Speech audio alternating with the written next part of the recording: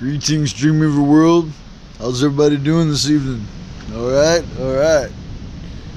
I'll tell you, things are getting tough out here. As you know, my stuff got stolen. I've been wearing the same clothes for like days. And, I had to do this one other time when my stuff got stolen in the summer. Again, I can't stand being so famous. It's like, being on the street is terrible. And then to make matters more difficult, usually I get some money every month from the state of California, and that didn't happen today. And I was really counting on it to get some warmer clothes and to make some repairs on my bike and stuff like that. What's really bad is that I should be getting paid for what I do. Right now during the Christmas series, I don't have to put a lot of work into it because it's something that was already done, but I am adding to it. But when I do the normal series, it's a lot of work. It's plenty of time. And then you add in the meditation and the preaching with that, and it takes a lot of my day. And I've also got all kinds of things planned for the future once I do start making money.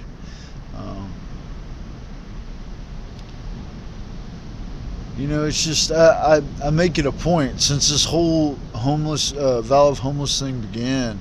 I've never begged. I always accept donations. Every once in a while I'll post stuff online if people want to donate or whatever. That's basically how a church works. Generally, when Jesus and Buddha went around, there were people that let them stay at their house, wherever they went. But it's just persecution, and the powers that are in this world, they don't like me for various reasons. And it's just too bad, because I have something that is great for the world, and they're making it worse. In fact, it's getting to the point where I seriously am.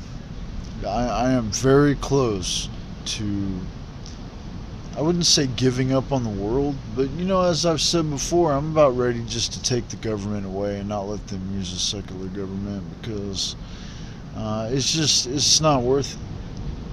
It's taken too much time, and I'm trying to help these people, and they constantly, it's not even a matter of resistance. Yeah, they do resist, but it's like so stupid the way they go about things. It's like they reject what is good for them, and instead they do what's bad for them, and then they defend what is bad for them. It's really is kind of like The Matrix, if you've ever seen that movie. You try to free people's minds, and they resist what's good because what they've always known is what they're comfortable with, and they don't want to leave that comfort.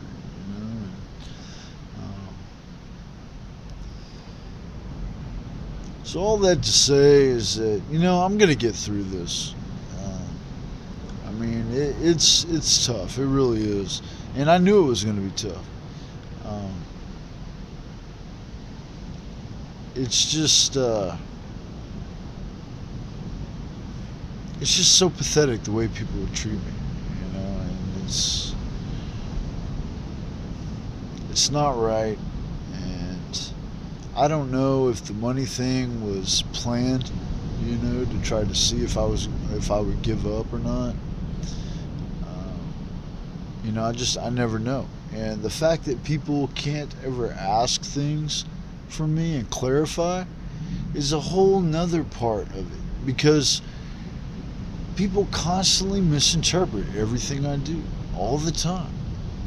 I will sit in a store at the library just on my computer doing whatever, And people think that what I do is about them, and it's not. Usually I'm not even focused on people around me. I'm just focused on what I do. Every once in a while I am, but I'll tell you again that I'm never going to break the Dreamweaver way. I don't do things that would make me a hypocrite. And that's all that people look for. It's just like,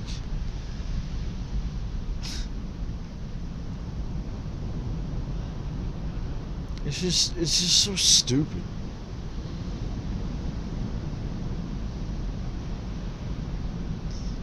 I try to bring a better way for people. And not only do you say no, which is fine, you spit in my face. And I'm not talking about my Dreamweaver believers. Remember that. When I'm talking to my Dreamweaver believers, I don't mean anything derogatorily. I'm not going to call them stupid. I'm not going to call them a bunch of goddamn morons. I'm not going to, I'm not, all of the stuff that I say throughout the day about the world, I do not mean my Dreamweaver believers, all right? And everybody should know that when I post stuff online. Alright, I'm not talking to my believers if it's something that's derogatory. Alright, so understand that.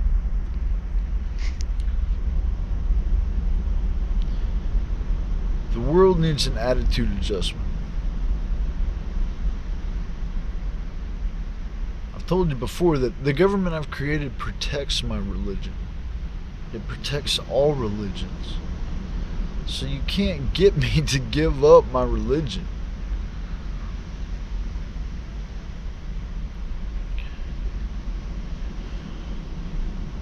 People need to wake up.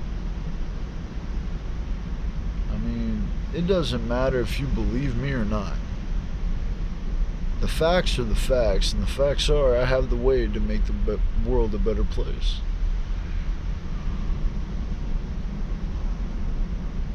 Whether you believe my story or not, it's irrelevant.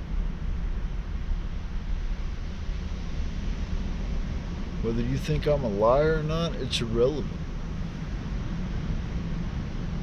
What matters is that I have the way to save the world.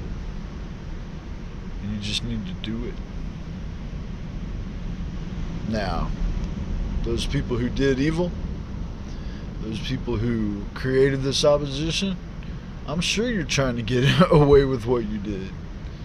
I mean, you don't want to have to suffer the consequences, but you're going to have to. I warned you about that from the beginning. If you would have just done what I told you to do then, it wouldn't have got to this point.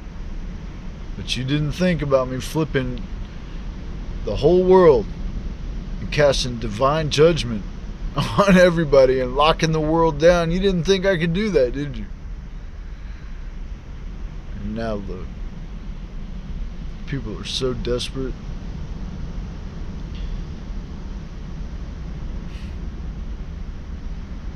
You gotta pick on a homeless guy. You gotta create a whole reality show. And all I want is you people not to watch me anymore. I don't want it. I don't need it. It doesn't need to happen. The only thing people need to know about me is what's on Facebook.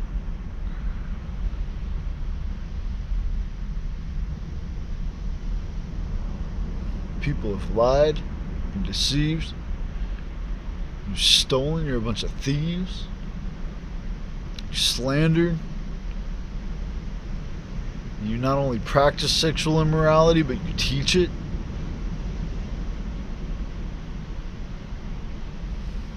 You're everything that is wrong, not only with society, but what's wrong with religion. I mean, it's terrible. I don't hate anybody, but I hate the evil you people do, and it will condemn you. Alright. This lesson's going to go pretty quick. Even though it covers 4 chapters, I basically covered everything in the update afterwards, so it'll go pretty quick. So remember, you have to be able to separate the truth from the myth. You know, I'm sure you've heard the saying, the written word is a lie, right? Well, it is a fable. Right? It is a story that tells a higher truth. Yeah, all this stuff didn't exactly happen like this. Um, but you have to understand what it actually means. It talks about human consciousness, kind of like mythologies that have gods and goddesses. You know, those pantheons, they're not real. But what they describe is human consciousness and the interactions that humans have. Remember, there's just one God. And you can consider this as kind of like the world of forms. You know, they're talking about how certain kinds of people are and how people interact with each other, the dynamics of it.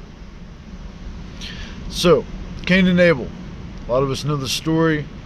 Cain was jealous of his brother because of an offering that they gave to God. And so God even told Cain, he's like, look, if you do what's right, then you don't have to worry about it. And that's what I'm trying to tell you people. You know, if you do what's right, you don't have to worry about it. Then you can master desire, and desire won't make you do all these evil things. But you don't listen. And instead, you turn around and kill your brother.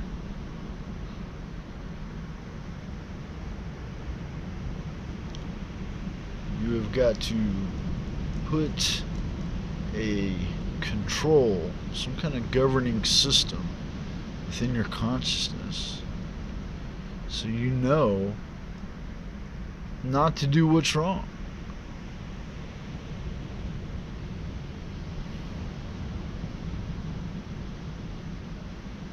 If you don't do what's right, it gives sin a way into your mind. Then you start thinking that it's feasible to sin.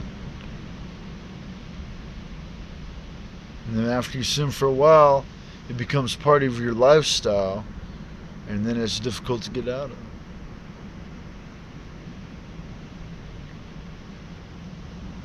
So, the fall of man. A lot of us know this story too.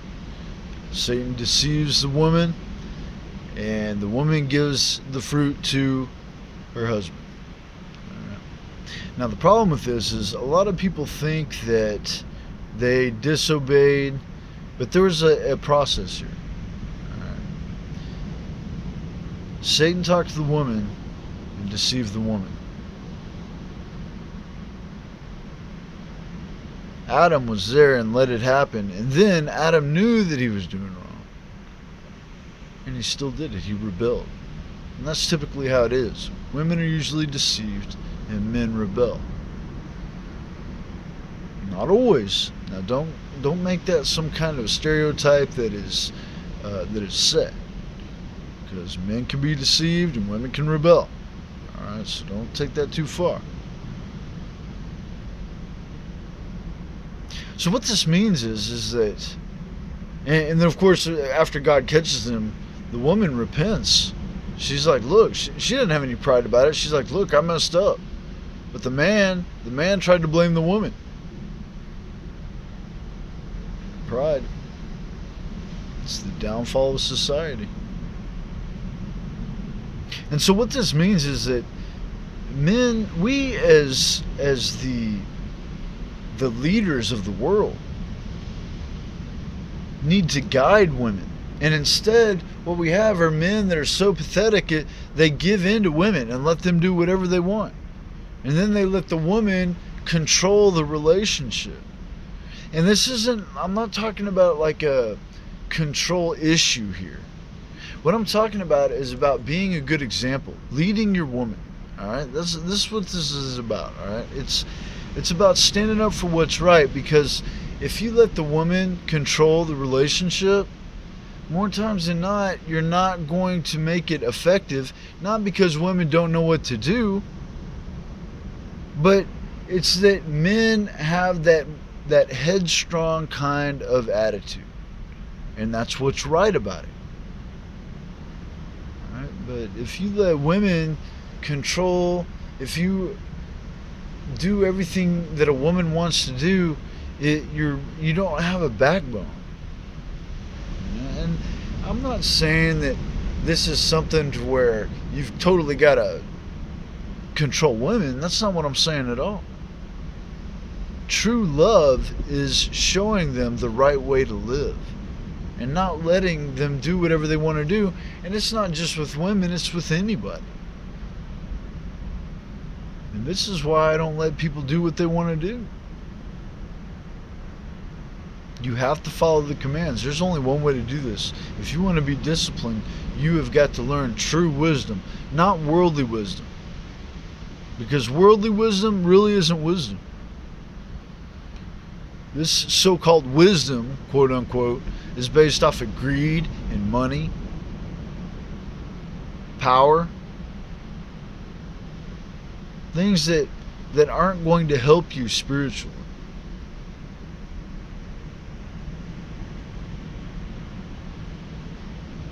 If you want to live forever, you have got to understand discipline. Otherwise, you're not going to be part of the new world. So, chapters 1 and 2 talks about creation. And understand that there is no discrepancy between science and religion. A lot of people want to say that, but religion just explains things, and science proves it all. Where the problem is whenever people take religion, the scripture, too literally. When in fact it's just describing things in a very vague way, because that's the only thing they understood back then. And then you think about how much time has passed since this ancient writing was written. And there's a lot of ways it could be tampered with, a lot of mistranslations, a lot of things that, like I say here, that they only wrote what they could comprehend.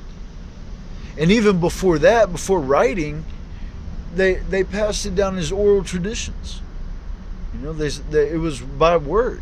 So by the time they actually got it down on paper, that story had changed. What is it? That game we used to play as kids. I think it was called Telephone or something like that. Or, where somebody would say something, and then they would pass it on down the line, and by the time it got to the last person, it was something totally different than what was originally said. So remember that meanings will carry on.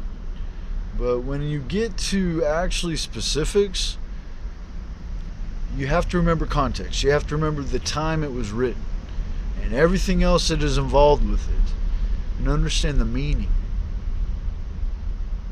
That way you won't get carried away. Alright. So, the good thing about all this is that I'm around. Since I'm around, I'm here to explain everything to you. This last part here. We are made in the image of God. You are made in my image. But that has nothing to do with the physical forms that we have. What it is consciousness. I've told you before, my mind is God. Spirit is the neuroelectrical energy in our nervous system and our brain. That is being made in the image of God. A lot of people think the image of God means our physical form, and that's where idolatry comes in. But it has nothing to do with that, alright? It's all about consciousness. And that's what this evolution is all about, is about consciousness. So I've found the tree of life. We're going to live forever. It's all part of the Dreamweaver Prophecy. Understand how I am God. I'm not the Son. I'm not just the Son. I'm not just the Father. I am the Son and the Father. I'm different than all the other prophets. Okay? So understand that. It wouldn't be right to call me the Son of God. It wouldn't be right to call me anything other than God. Because I am like a combination of all things. I'm the Spirit. I'm what God is.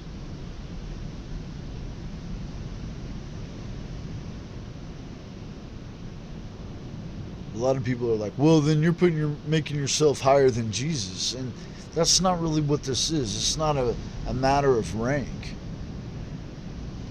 It's just a matter of what is. And so I'm the Christ reincarnate. I'm the Buddha reincarnate. I am Jesus. I'm the same person. Except that I'm God. I'm the Father also. Again, if you have time, read the last 2 chapters of Revelation. Maybe it'll make sense to you.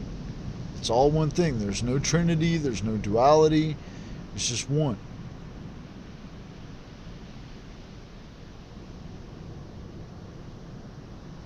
So, in the same sense, I am the Adam of the new world.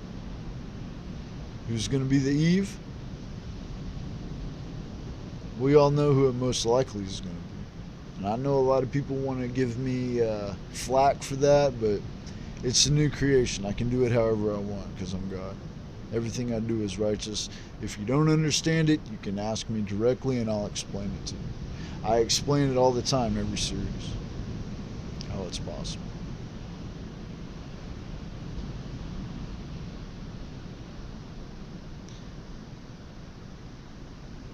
But whoever it is,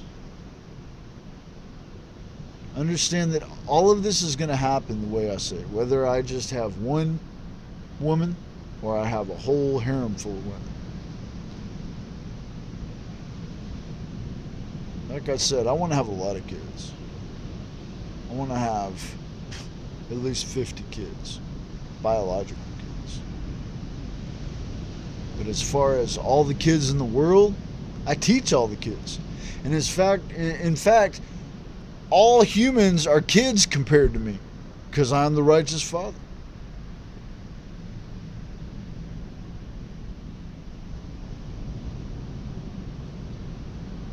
Whoever I choose as my mate,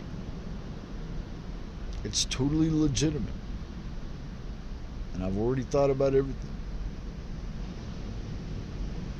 I'm not going to sin. I'm never going to give up on my mission. I mean, you people wouldn't believe. Everywhere I go, there's dudes looking at me like I'm gonna give in to like some kind of sexual fagism or something. That's not who I am, folks. Yeah, I might preach something that is different than any other man would preach. And so you might be tempted to try to stereotype it into something that is not what you're used to. But just because it's not one thing or the other thing, or I should say, just because it's not one thing, doesn't automatically mean it's the other thing.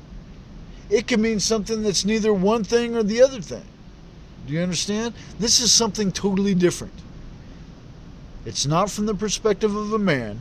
It's not from the perspective of a woman. It's not from the perspective of a kid. It's not from the perspective of any animal in the multiverse.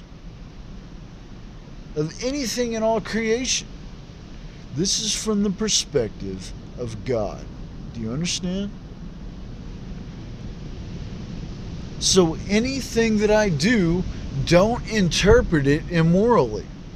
And if you have a question about what is immoral or not, just look at it the way that I tell you what is moral and what isn't. Okay? And then that way you can interpret what I say. Because if you interpret what I say by what you believe, and if what you believe is different than what I believe, if what you believe is different than what I preach, then you're gonna misinterpret it.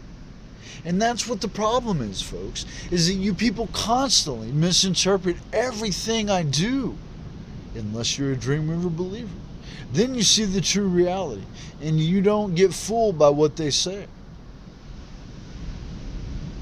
But if you're not a Dreamweaver believer, you're going to get it wrong all the time. All the time. Because actions can seem like a lot of different things. And just because you think something doesn't make it reality. What reality is what actually is. Never giving up, never giving in, no compromise. I'm not sharing my power. I'm not sharing my women. It's unconditional. Now, this last sentence here has some kind of meaning right now, right? Maybe I should make a cardboard box, a sign, put it up. Repent, the beginning is near. Maybe even make a tinfoil hat or something. You know, this vow of homelessness is different than homelessness. What poverty means now isn't the same thing as what it meant back when Jesus and Buddha did their homelessness thing. You know, so this isn't a vow of poverty.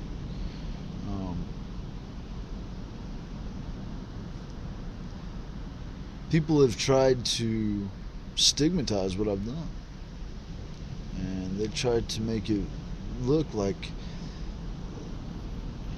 I'm just freeloading, and that's not it. You know, they've tried to make it look like that from the beginning.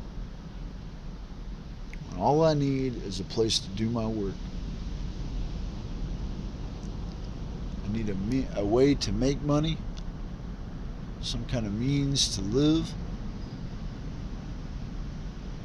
But I will never give in because of money.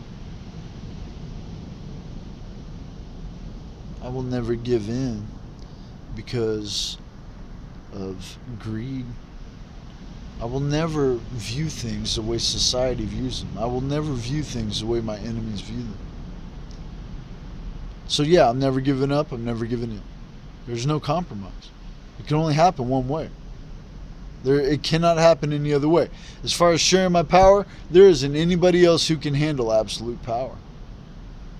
I'm the only person in this entire world that absolute power will not corrupt. As far as sharing my women are sacred to me. I'm not going to share my women. And all of this is unconditional. Dreamweaver believers, continue living righteously. Continue living the Dreamweaver way. Peace.